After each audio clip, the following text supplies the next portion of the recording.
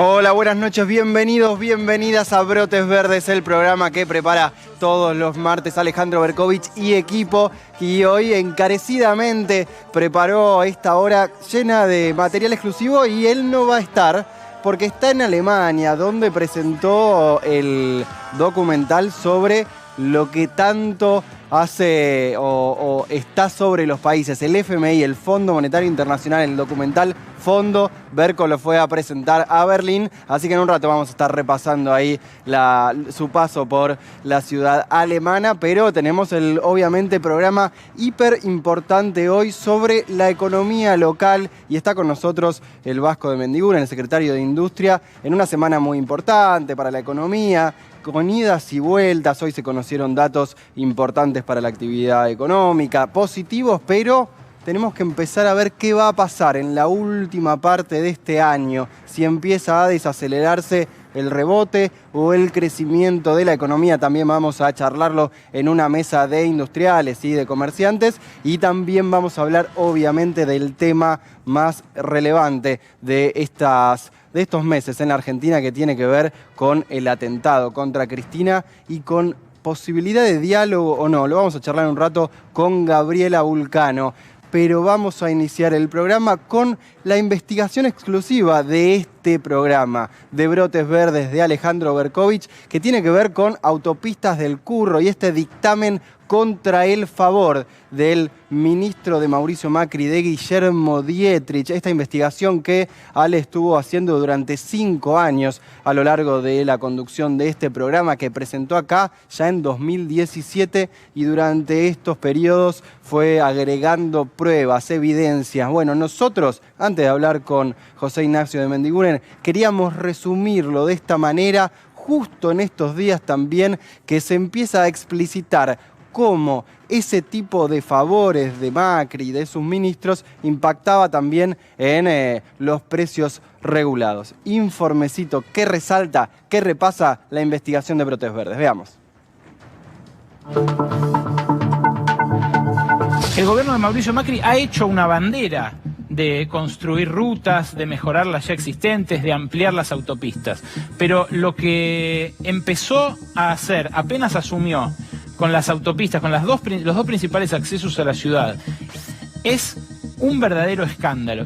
En la audiencia pública se discutía supuestamente el nuevo régimen tarifario de las autopistas. ¿En qué consiste en realidad esto? En una prórroga por decreto hasta 2030 que le extiende a dos grandes multinacionales, que son las que hacen clean caja cada vez que esta barrera se sube y se baja en las cabinas de peaje de los accesos. Un tema que realmente afecta al bolsillo. Las autopistas del Curro hoy tuvieron la prórroga que les había prometido Macri, su ex socio. 2 informes de la OCOVI, el ex organismo que controla los corredores viales, que el macrismo disolvió justamente para no dar explicaciones por esta prórroga. 2 informes de la OCOVI complican todavía más la situación de Mauricio Macri y de Guillermo Dietrich. Los documentos son los que les mostramos a ustedes acá, a principios del año pasado. Esta historia empezó mucho antes de que asumiera Mauricio Macri. Y cuando gana la concesión para operar la Panamericana y ampliarla, junto con 2 grupos multinacionales. Así nació Ausol, la empresa a la cual Guillermo Dietrich le reconoció $500 millones de deuda a nombre nuestro. Desde el 94 hasta mediados de 2001 participaron de la operación y de la ampliación. Ese fue el gran negocio. El gran negocio fue la construcción de los nuevos carriles, el uso de empresas controladas para hacerlo. Pero a mediados de 2001, el grupo Macri vende 25 puntos porcentuales de las acciones por $84 millones y se queda solo con el 7% de Autopistas del Sol. Asume Mauricio Macri, la acción de Autopistas del Sol salta de 5 pesos a 14 pesos con 50. Por supuesto, ese 7% que tenía el grupo Macri se sigue valorizando. Acá en 2016, Macri hace su primer aumento de peajes. Le dice a sus ex socios: señoras, señores, aquí tienen este 66% y aquí tienen este 50%. Todo manteniendo las acciones que tenía en Autopistas del Sol. En abril, el Grupo Macri vende el 7% que mantenía en Ausol. Lo vende por 20 millones de dólares. ¿Sabes por qué? Porque la acción ya valía 75 pesos. ¿Escuchaste lo que valía cuando subió Macri? Saltó de 5 a 15. Y después de 15 a 75. Uno de los negocios de la historia. En julio de 2017, Javier Iguacel cierra la renegociación con Autopistas del Sol y Autopistas del Oeste y acuerda extenderles la concesión hasta 2030, sin licitación. Sin licitación. Junio de 2018, Dietrich firma la renegociación. Junio de 2019, un año después, llega la denuncia que hoy se convirtió en juicio y en procesamiento. Y recién, en febrero de 2020, se dan los primeros allanamientos en las oficinas de Autopistas del Sol y de Grupo Concesionario del Oeste. Sí, hoy empieza la temporada final de las Autopistas del Curro. La semana pasada, y sin agitar mucho las aguas, el gobierno le mandó el primer aviso de desalojo a los ex socios de Macri en la administración de la Panamericana y del Acceso Oeste. La principal estafa, después del endeudamiento con el Fondo Monetario por casi 45.000 millones de dólares, está empezando a desactivarse. Autopistas del Curro, dictamen contra el favor de Dietrich para los antiguos socios de Mauricio Macri en Panamericana y Acceso Oeste. Pero la barrera es la misma, y no es casual que sea la misma, porque son los dos accesos principales a la ciudad de Buenos Aires. Y es algo que, repito, sigue ocurriendo, y sigue ocurriendo, en la medida en que nadie les corta el chorro. Bien, estamos con el secretario de Industria y Desarrollo Productivo, José Ignacio de Mendiguren. Vasco, gracias por venir a Brotes Verdes. Días ajetreados. Bueno, se conocen un montón de datos de la economía. Creció un 1% el trimestre pasado el PBI. ¿Vos ves que en este plan de estabilización que marcaron con Massa cuando llegaron al ministerio, en qué etapa están? ¿Se estancó ahora el subidón del principio, la confianza que se traía el nombramiento, o está todavía empinado? Yo creo que es muy bueno analizar qué es lo que se está planteando. Primero, cuando uno mira un mes atrás, parece que fue un año, ¿no? Vos te acordás de lo que nos pronosticaban. Había una presión devaluatoria monstruosa. Ya nos pronosticaban el default en pesos, reperfilamiento, el dólar a 400, no había reservas, la presión por la devaluación brusca enorme. Y en ese contexto era todo imposible, no podés fijar precio, no podía, y el que te fijaba un precio se cubría de tal manera que tenía una crema insostenible. ¿Qué dijo Massa? Bueno, primero agarrar esa situación, ¿no? Y todo el equipo. Y dio un plan para estabilizar las variables. ¿El plan cuál fue? Primero, despejar para siempre la posibilidad del default en pesos. Fuimos a un canje voluntario, exitoso, el 80%. Después vamos a buscar dólares. ¿Dónde? Donde pueden estar. A pedirle al sector granario un adelanto de 5.000 millones. Muchos colegas me decían, dame también el dólar Malbec. Sí, si tuviera 5.000 millones que te pudiera sacar, lo hubiéramos hecho. Y están cumpliendo a regañadientes. Después había que recomponer con organismos internacionales donde los créditos se habían suspendido. Se fue, no solamente se recuperaron los créditos prometidos, sino que el BID aumentó, la Corporación Financiera Internacional aumentó, el Banco Mundial aumentó, pudimos recomponer ese frente. Y aquello que iba a ser un dólar de 400, y esa gran presión devaluatoria para una devaluación brusca, la pudimos atemperar porque el gobierno jugó no a subir el piso, a bajar el techo. Y un dólar que se lo pensaba en 400, hoy estamos en 280, 290. Es decir, achicamos la brecha. No todo lo que quisiéramos, pero mucho más que lo que muchos pronosticaban. Bueno, esto fue una etapa. Ahora, lo importante de esta etapa, ¿para qué? Porque hubo planes de estabilización en la Argentina, que era el ajuste por el ajuste mismo, que sabemos el ajuste es lo que trae. Caída del nivel de actividad, caída del salario, caída de la recaudación. Ya cuántas experiencias tuvimos. Acá hay una variante muy importante, que acá por un lado tenés que estabilizar, porque en ese clima que te acabo de describir era imposible nada. Pero estabilizar ¿para qué? Y acá hay dos datos muy importantes. Primero, la decisión política. Vamos a un plan de estabilización, pero manteniendo el poder adquisitivo del salario. Esto no se hizo nunca en la Argentina. ¿Es fácil? No, pero es una decisión política. Pensá en los planes anteriores. ¿Qué pasó con el fondo, con la alianza? ¿Qué le dijo a Machinea? Lo primero, la tablita, bajar salario. ¿A dónde te llevaron? A una recesión. ¿Cómo respondimos en el 2001? ¿Te acordás? Con Patricia Bullrich, con López Murphy, con Sturzenegger, para garantizar el pago de intereses de la deuda.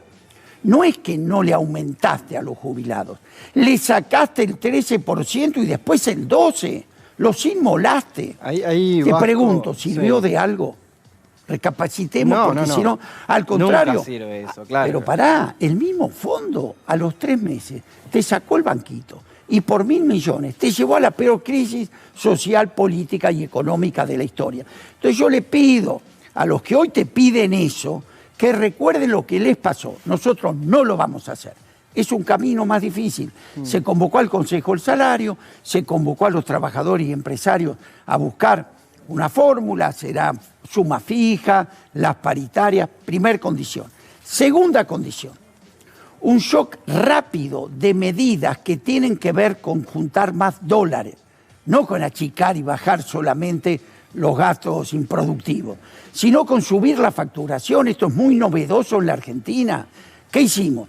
Tuvimos el otro día, promovimos la ley automotriz. ¿Qué haces? Premiás todo lo que tiene que ver con las exportaciones adicionales. Das alivio fiscal, va a ser la ley de agroindustria para el sector agropecuario, para el sector petrolero. Bueno, es decir, rápido salgan a exportar, que con ustedes podemos negociar un alivio sobre lo incremental. ¿Qué quiere decir esto?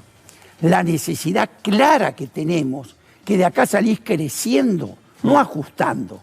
Es muy distinta la versión del ajuste por el ajuste mismo a un ordenamiento fiscal, pero porque simultáneamente con esto estás tomando urgentes esas medidas.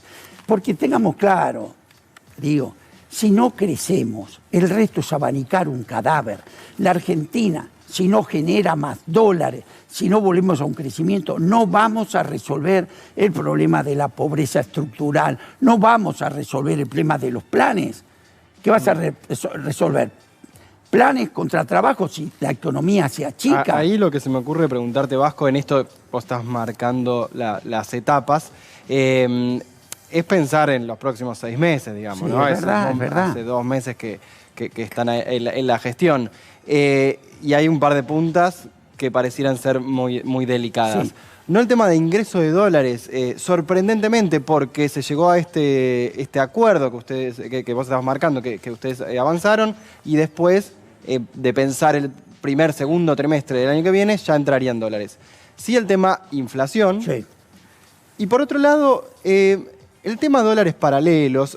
Hoy subió 10 pesos el dólar paralelo. Muchos lo achacan a lo que sucedió ayer con el dólar soja, los tiros en el pie que a veces se da al gobierno con las contraindicaciones. ¿Cómo ves esas dos cosas que parecieran ser las más fuertes? Inflación, sí, y ese de marchas y contramarchas en las comunicaciones, en las decisiones que se toman. A ver, primer tema, marchas y contramarchas. Voy a cometer una infidencia, sí. La verdad. Las cerealeras sabían que había un acuerdo entre todos con semejante aporte que hicieron ellas y hizo el gobierno, porque necesitábamos los dólares. Con los dólares que te doy, ir a comprar dólar MET, digamos que no era una cosa de hecho, con un compromiso. Toda la industria quejándose porque diciendo le toca el dólar a 200. No se debía hacer. Distinto es con los pequeños productores, porque ahí sí quedó claro que eso se le daba eso, no a las cerealeras. Lo hicieron. Y bueno, creo que a lo mejor ellas sabrán si se cumplió con lo que se había dicho, por lo menos de palabra, porque ellos para mí no tendrían que haber hecho eso. Me hago cargo de esto, de lo que digo. Con respecto a la inflación, todos, y no nos queremos sacar el lazo de encima porque es nuestra responsabilidad. Ahora, no podemos dejar de contemplar que esta inflación no es una inflación más. ¿Qué quiere decir? Si vos el millón de BTU en gas de $8 se te va a 60, no es culpa de un ministro de Economía, es un problema mundial. Si vos te suben los cereales por la guerra y tenés que lo que exportás es lo que comés, tenés un problema que te pegan la canasta básica alimentaria y te pegan las tarifas. Muy bien, ¿qué hay que hacer con eso? Ya llamo a la posición responsable. Te sentás y ves cuál es el camino. Ahora, vos no podés decir, bueno, ¿vamos a pasar la tarifa? No, a tarifa no. Bueno, está bien. ¿Vamos a subsidiar? No, a subsidiar no. No podés ser hipócrita. Lo que tenés que decir, no estoy de acuerdo con tu plan. Este es el mío. ¿Vos escuchaste el de ellos? Ninguno. No, Lo único es decir, de esto no se puede. Ahora bien, ¿dónde está el ataque verdadero a la inflación? Para nosotros es creciendo. Es creciendo. Sé que cuesta trabajo, pero por primera vez nosotros estamos poniendo una agenda clara de crecimiento económico. Esperemos que salga. Y también tengo que hacer un reconocimiento a la oposición. Porque estas leyes, como la de biotecnología, están saliendo con consenso. Yo estoy seguro que la ley de agroindustria, que también participó la oposición, va a salir con consenso. Estoy seguro de que este presupuesto lo vamos a discutir, no cabe duda. Para eso está la oposición. Pero la oposición también sabe que en una crisis de esta naturaleza, un presupuesto es eso, un presupuesto de una situación. Ahora, yo te puedo garantizar la guerra. ¿Quién soy? ¿Putin? No, obvio. Entonces, me parece positivo esa discusión. Entró en término.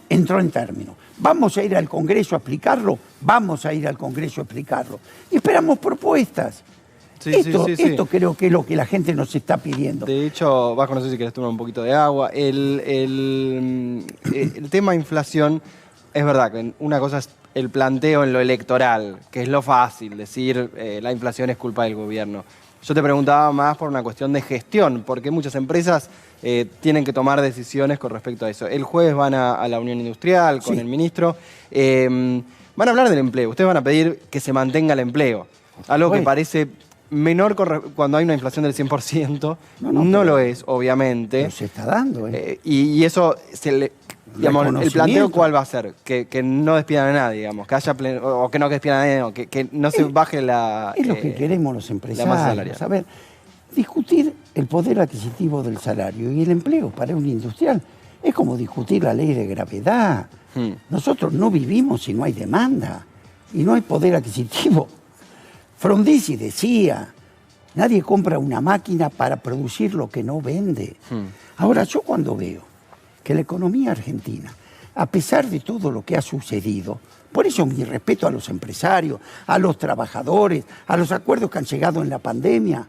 El otro día promulgamos la ley automotriz.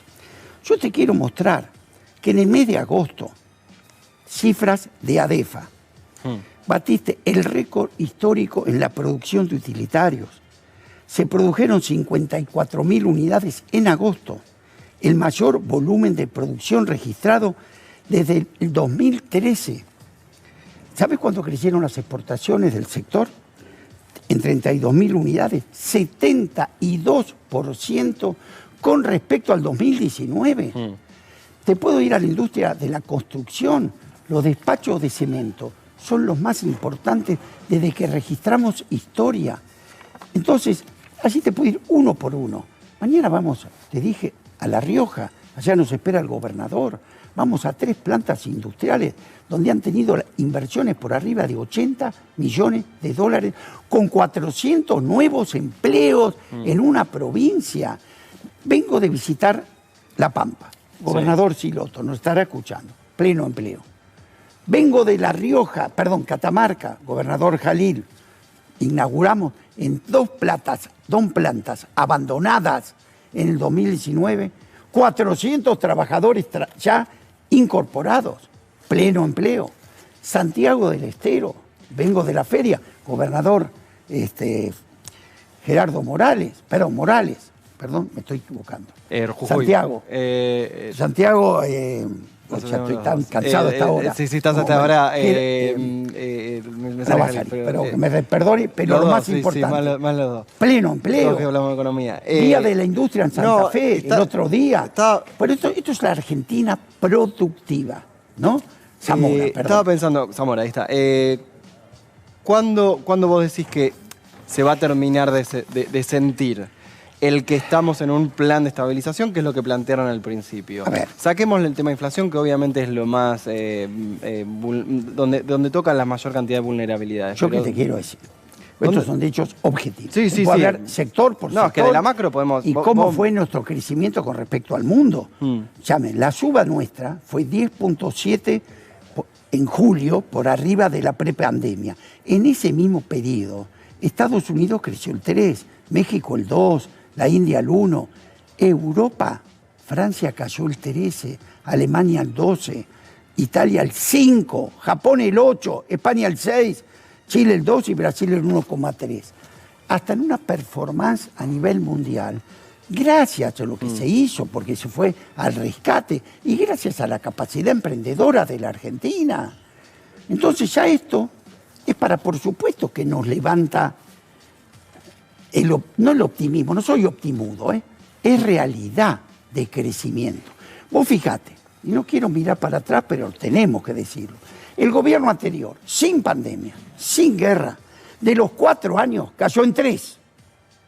Nosotros llevamos 3 años con pandemia y con guerra, y de los 3 crecimos en 2. Y el año que viene vamos a volver a crecer. De los 4 vamos a crecer en 3. Y el otro modelo, promercado, todo, de los 4 cayó en 3. ¿Vos decís que se puede revertir esa idea de que acá no se puede invertir? De que el empresario local no puede invertir. Y de que no se pueden atraer inversiones. Yo te cuento mi experiencia. Yo fui ministro de la producción en el 2002. Tuvimos que hacernos cargo de la explosión de la convertibilidad, donde muchos de los que hoy nos enseñan a bajar la inflación y a controlar, nos explotaron el país, ¿no? Allí hubo un acuerdo político, pasamos de la peor crisis al periodo de crecimiento más largo de la historia argentina, 2002-2011. ¿Y sabes qué hubo el 4º mes de ese gobierno? Al haber un acuerdo político y precios relativos que como ahora también son buenos, 16.500 millones de dólares de desatesoramiento. Eso ninguno de los economistas mediáticos te lo pone en la contabilidad. Que si logramos mantener este nivel de actividad, vos vas a ver, conozco a mis colegas, todo el día. Vos te diré que algunos de nosotros, pymes argentinas, que vemos que hay mercado, vamos a dejar de funcionar por falta de crédito, vamos a manotear el canuto, se lo vamos a pedir a tu hermano. Yo te aseguro que nadie lo piensa. Yo tengo mucho optimismo en esto, lo he visto. Bien. Y además, con los activos que tenemos a la puerta de la esquina.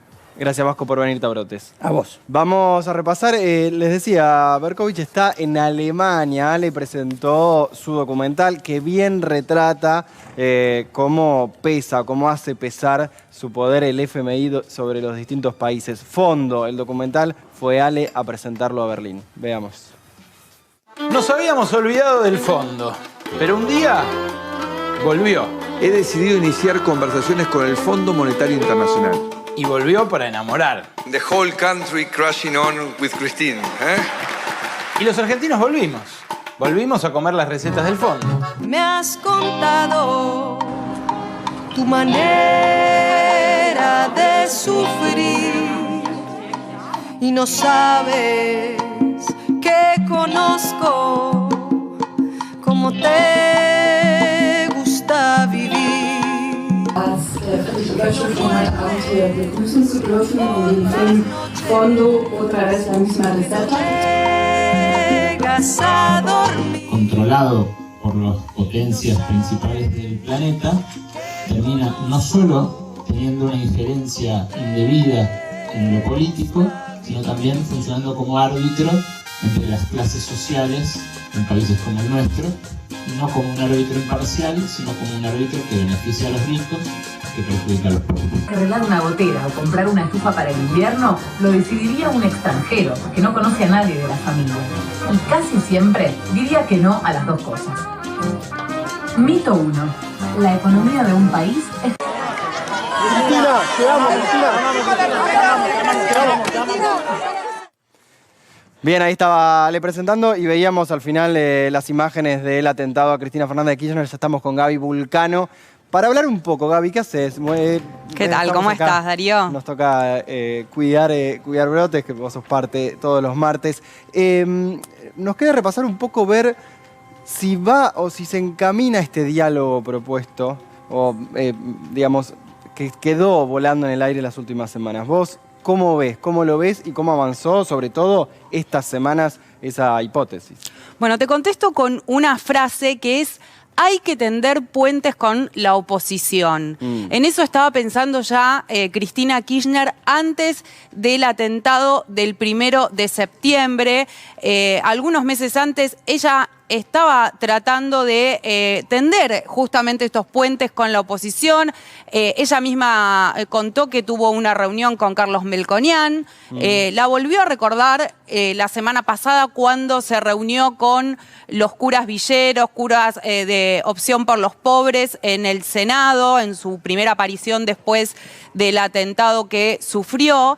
Y también trascendió una reunión que tuvo justamente antes de este 1 de septiembre con el senador José Torello. Esta información la dio el periodista Carlos Pañi. Yo después consulté a algunos integrantes del PRO y también a fuentes cercanas a la vicepresidenta que me confirmaron que efectivamente esa reunión existió. Fue una reunión donde se escucharon, si se quiere más, las partes. José Torello es no solamente alguien cercano al expresidente Mauricio Macri, sino que es un hombre de muchísima confianza, es su amigo, fue compañero del colegio Cardenal Newman durante toda la secundaria y además hoy es senador y alguien, como decíamos, que tiene mucho diálogo con Macri y tuvo esta reunión con Cristina Kirchner. Te diría que hoy por hoy ese diálogo quedó un poco dañado, lastimado, justamente porque trascendió. La idea era que esto no trascendiera para poder tener un acercamiento.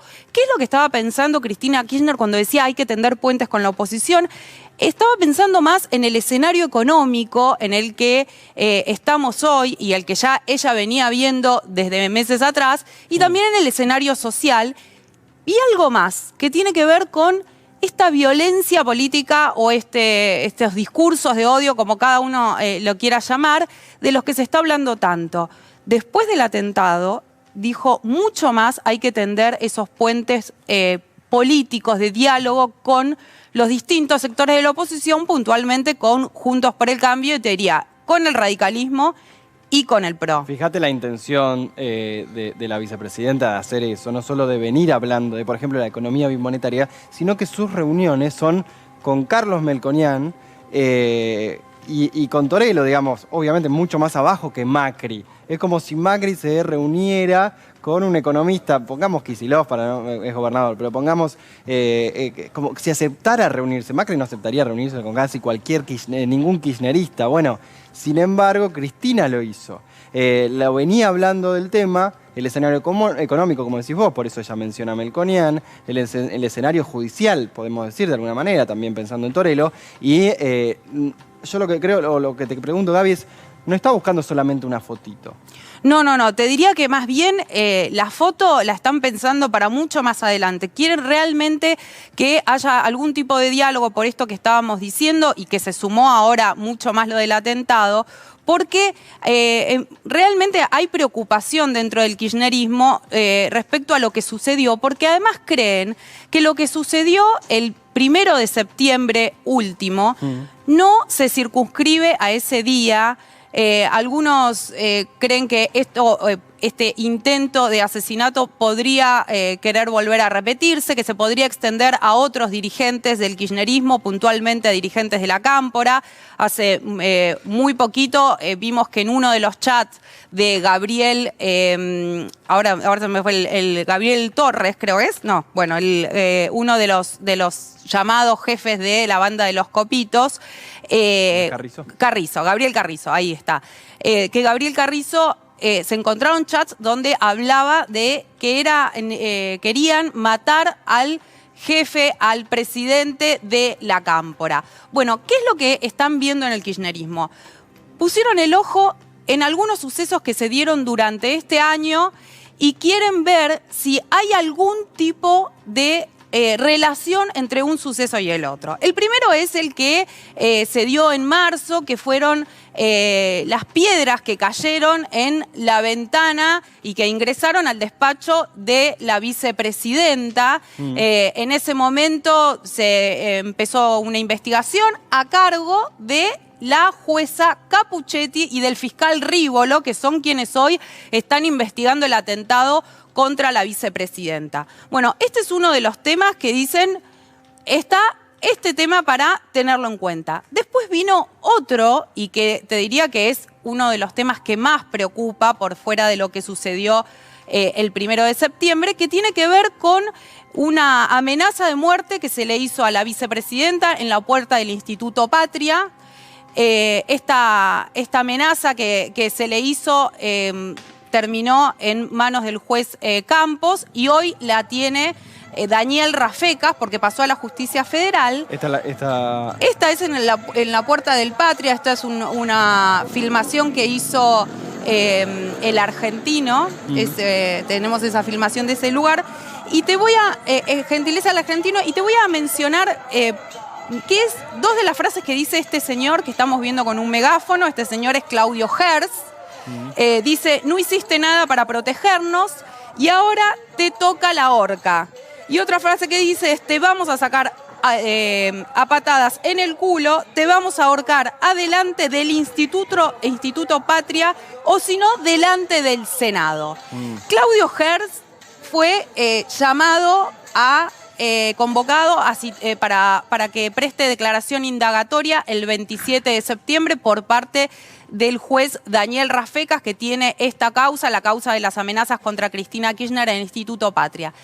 Pero aquí en Brotes Verdes, hace 2 semanas, contamos que este mismo señor estuvo en la puerta del Congreso un día después del atentado a Cristina Kirchner. Mirá, el que la había amenazado directamente. El que la había amenazado el 21 de julio de este año en la puerta del Instituto Patria apareció en la puerta del Congreso al día siguiente del atentado, o sea, el 2 de septiembre, apareció en la puerta del Congreso. Bueno, ahora va a tener que declarar frente a Daniel Rafecas. Y otro de los temas que se tiene un poco también en cuenta tiene que ver con las agresiones que sufrió Máximo Kirchner en la movilización que se hizo en la puerta de la vicepresidenta. Lo que están creyendo es que todos estos temas no son hechos aislados, que hay que ver si hay algún denominador común, hay que ver, y siguen pensando, quiénes son los que financiaron a Brenda Uriarte, a Sabac Montiel y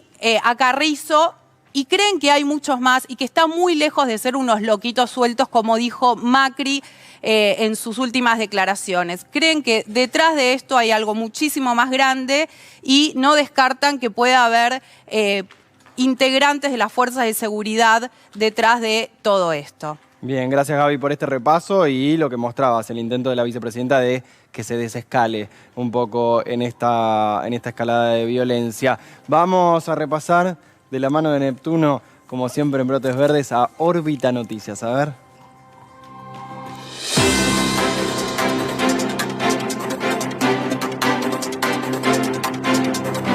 Buenas noches, esto es Órbita Noticias, un noticiero intergaláctico con el ojo puesto especialmente en el planeta Tierra. Vamos a las noticias. Nuestro país preferido del planeta Tierra está atravesado por una grieta. Pero no de esas grietas que provocan los terremotos en México todos los 19 de septiembre. No, se trata de una grieta simbólica que divide a los argentinos. Y en realidad no es una sola, son varias. Peronismo o antiperonismo, Boca o River, Soda o Los Redondos, Civilización o Barbarie, Bilardo o Menotti y Membrillo o Batata. Al parecer, estas grietas se revocan con un material imposible de conseguir, ya sea por las restricciones externas o por las crisis internas. Ese valioso material se llama diálogo. Yo creo, lo reafirmo, que el diálogo es el camino para la Argentina. Tenemos que terminar con las antinomias, tenemos que terminar con la grieta, tenemos que terminar con esto de que el que piensa diferente es un enemigo. El diálogo es algo bastante simple. Parece que se necesitan dos personas. Una de ellas habla, la otra escucha y así se va cerrando la grieta. Por eso, todos los ojos están puestos en un posible diálogo entre Macri y Cristina. A ver. Lo llama Cristina, ¿le contesta? Sí, ¿cómo no me voy a contestar? ¿Contesto el llamado telefónico? Sí, lo contestaré, pero de vuelta no entiendo en base a qué. O sea, no quiero generar expectativas en cosas de las cuales no han sucedido. Las pocas conversaciones que he tenido con ella han sido todas frustrantes. Tal vez al expresidente le cueste más el diálogo, pero seguro que al jefe de gobierno porteño no le cuesta nada. ¿Por qué Horacio está mejor que hace un año? Porque lo veo mejor plantado frente a lo que quiere hacer, más allá de que él pregone que cree en algo muy dialoguista. ¿Usted cree en eso? No. Ah, bueno, no cree en el diálogo. Pero ¿cómo va a ser si llega a ser presidente de nuevo? En la Argentina, esto que usted plantea genera mucha gente en la calle, fuerza de seguridad y eventualmente muertos. ¿Se los bancan? ¿Se lo va a bancar? El liderazgo tiene que bancárselo. Tiene que bancarse lo que venga, porque no ¿El liderazgo se tiene que bancar los muertos también si sucede? No, bueno, digamos, no debería haber muertos. Claro, con los muertos no hay diálogo posible, eso es cierto. Además, un presidente no tiene tiempo para dialogar, tiene mucho trabajo. Más se está intentando ganar tiempo. Ojalá pueda él ordenar a algunos los desbarajustes que han hecho. Mejor, menos trabajo para nuestro gobierno cuando tengamos que arrancar. Ah, listo. Esto explica por qué nunca va a dejar de haber grieta en la Argentina. Dialogar da mucho trabajo. Y en este país nadie quiere laburar. Nos despedimos con el pronóstico para la semana que viene. Si van a viajar a la Tierra, no dialoguen. Anótense en la lista de oradores. Soy Hugo Neptuno y esto fue Órbita Noticias.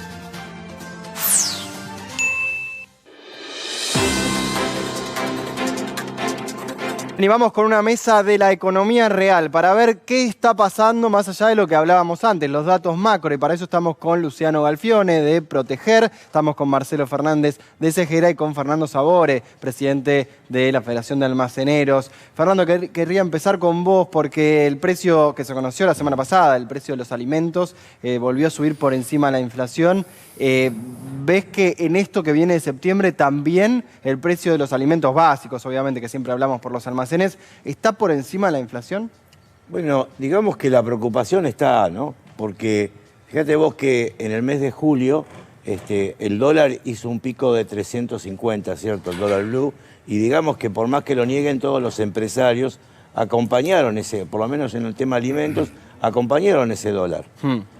El tema es que hoy el dólar bajó, mejor dicho, en este mes el dólar bajó y ningún precio cambió hacia abajo. Claro. Al contrario, seguimos recibiendo aumentos, hasta la sorpresa de que hace 2 semanas atrás el aceite de girasol de 1,5 litros, que prácticamente no lo conseguimos porque los mayoristas no nos venden y si nos venden nos cuantifican en más de 2 o 3 cajas, no nos quieren dar, no nos quieren vender evidentemente, entonces encontramos de que de 360 pesos que lo estábamos pagando, lo tenemos que pagar ahora 724, o sea, más del doble.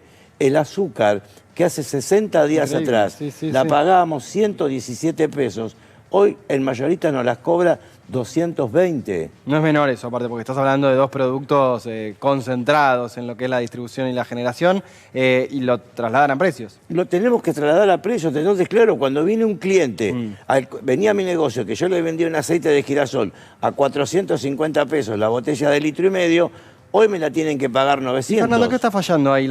¿Que no hay un control en la distribución? ¿Qué pensás vos? Nosotros, ¿qué es la herramienta del Estado? No, nosotros lo que hicimos es, prudentemente enviamos una nota al secretario de Comercio, apenas ocurrió esto hace 2 semanas atrás, pidiendo una reunión porque lo que pretendemos es blanquear esta cadena. O sea, estamos hablando de quien produce el aceite, del mayorista, que es el que nos vende a nosotros, y nosotros, entonces, es sencillo, vamos a la secretaría, ponemos la boleta con el precio que le pagamos al mayorista, el mayorista va a tener que hacer lo mismo. Entonces, ahí queda bien. Hay que encontrar quién es el formador de precios, quién es el pícaro, porque por ahí también escuchamos que la Cámara Aceitera dice que ellos no cambiaron el valor del precio. También pedimos una reunión en la Cámara Aceitera. Hasta el día de hoy no tenemos novedades. Marcelo, ¿cuáles pensás que para las pymes es hoy el principal problema? Antes el Vasco repasaba un poquito, pero supongo que importaciones, lo que dice Fernando, ¿qué es lo que estás viendo? Y bueno, más o menos diste el combo de los problemas. Uno son las importaciones. Nosotros, muchos de los sectores industriales necesitan insumos importados y hoy en la restricción que hay en el acceso a los dólares, porque sabemos y es público que no están todos los dólares que se necesitan para las importaciones que hacemos las pymes y las grandes empresas. Entonces, nada, estuvimos en la reunión que vino Tombolini, y ya lo habíamos hecho con el Vasco cuando había venido también, la posibilidad de usar dólares propios. Claro, esto parece como una locura, me están diciendo, pero vos sos loco con el tipo de cambio, pero mucho más caro, Darío, es cerrar o suspender o tomar vacaciones anticipadas y no producir y no facturar. Vos calculá que hay empresas que necesitan el 20%, 25% de su insumo, de importados, es su facturación mensual, es el 20-25%. Con lo cual un 80, un 75% son insumos nacionales, mano de obra. Si le falta eso, no puede producir. Con lo cual está pensando en poner dólares propios. Eso por un lado. Por suerte lo vimos en el presupuesto 2023. Esto que envió el ministro de Economía, Sergio Massa, envió esto y lo incluyó. Bueno, por suerte han dicho que es una propuesta de Segera. En realidad es una propuesta de los empresarios que están con una gran preocupación. Y después lo que decía Fernando, Chiche, la verdad que el aumento de precios de los alimentos nos preocupa y nos ocupa porque es lo que nos trasladan nuestros trabajadores todos los días. No te olvides que el 95% de las empresas del país no pertenece a la cadena alimenticia, ni su industrialización, ni su comercialización. Y debe hacer el esfuerzo de recuperar el salario, porque el salario es el motor del mercado interno. Y si nosotros hacemos esfuerzo y se lo llevan siempre los mismos sectores, la verdad que estamos preocupados, porque ahora se está hablando de que seguramente se pensará, algunos ya reabrieron paritarias, otros están hablando de un bono, en fin, lo que fuere.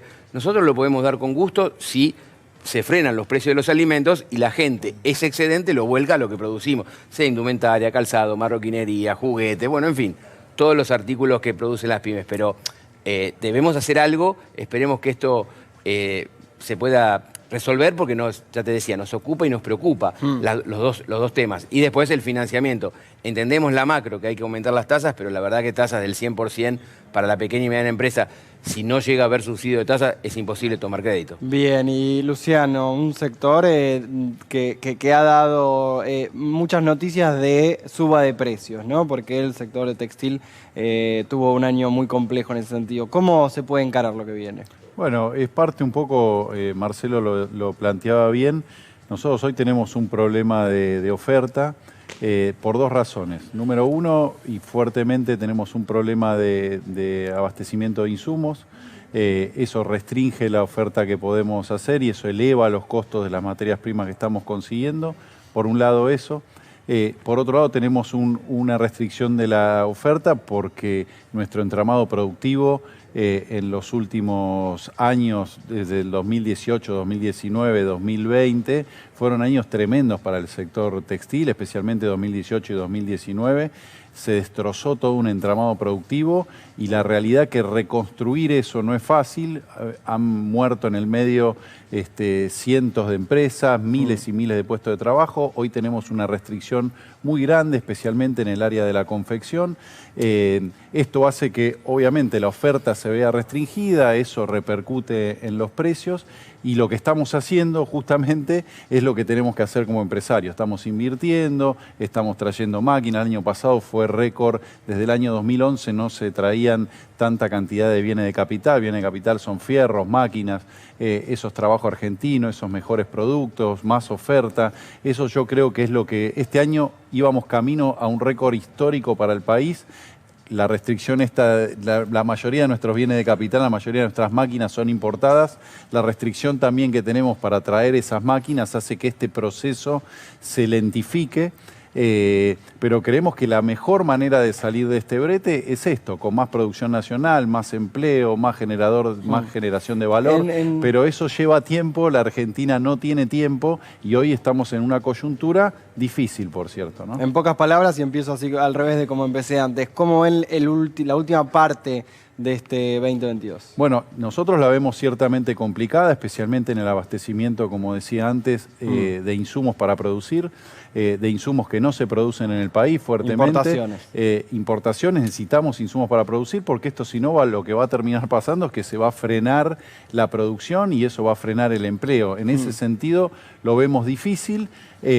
Tenemos por delante un futuro auspicioso, creo yo, porque estas inversiones que están lanzadas y que se van a materializar van a repercutir en, digamos, en el mediano y largo plazo, en mejor empleo. Pero bueno, estamos en una situación coyuntural compleja. Marcelo, para la última parte del año. Y bueno, yo soy textil también, así que ya habló Luciano del sector. Yo, como presidente de la entidad, me debo de los demás sectores también. Nos cuentan estos problemas, Darío, que planteamos antes con respecto al 2022.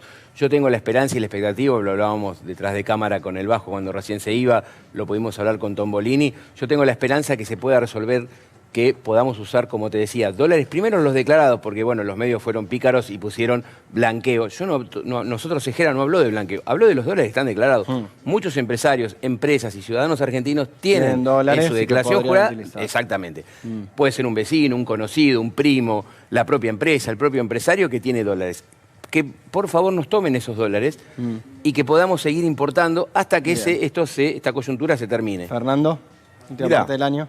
Mira, muy cortito. Uno evalúa cómo rota la mercadería pyme y cómo está rotando la mercadería de los distintos monopolios, que son 7, 8, que son los dueños de la comida, de los productos de higiene personal y de limpieza de los argentinos.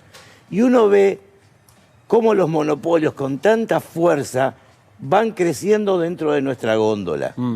Entonces yo creo que es el momento de ponerle más interés, más capital, poner lo que tenga que poner a las empresas pymes, porque son las que están sosteniendo la economía de las familias. Un pan lactal semillado de primera marca, Darío, lo tenemos que vender en 780 pesos. Un pan semillado pyme, 300. Me quedo con la frase de las pymes, porque si empezamos con los ejemplos, que aparte te sabes todos los precios vos. Pero gracias por traerte los ejemplos y gracias a los tres por haber venido a este programa. Tenemos que ir cerrando, porque aparte así llegamos a repasar ahora sí el segmento y el informe de Berco en Berlín presentando el documental sobre el FMI. Fondo. Miramos esa parte y después sí, nos despedimos. Ustedes se quedan en la continuidad de C5N con Pablo Messina y les agradezco por habernos acompañado en esta hora de Brotes Verdes. Hasta luego. Nos habíamos olvidado del fondo, pero un día volvió. He decidido iniciar conversaciones con el Fondo Monetario Internacional. Y volvió para enamorar. The whole country crashing on with Christine, Y los argentinos volvimos. Volvimos a comer las recetas del fondo. Me has contado tu manera de sufrir y no sabes que conozco cómo te gusta vivir. Als Friedrich von Abenteuer begrüßen zu dürfen in dem Film Fondo, otra vez la misma receta.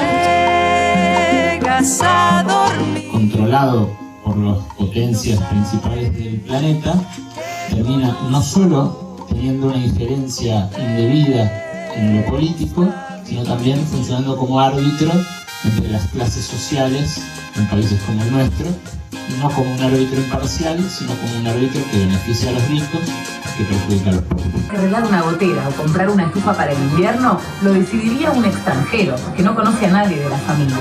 Y casi siempre diría que no a las dos cosas. Mito 1. La economía de un país es como la de una familia. A mí me gustaría otro sistema de funcionamiento de la sociedad, donde la destrucción del planeta y la explotación del hombre por el hombre, que se acrecienta día a día, cese, o por lo menos deje de aumentar, pero aún así creo que efectivamente, sin hacer la revolución, se puede morigerar el impacto que tienen instituciones como el Fondo Monetario sobre nuestros países, en la medida en la que pongamos al descubierto su carácter antidemocrático y cómo sus programas llegan aún hoy a niveles de injerencia absolutamente inaceptables.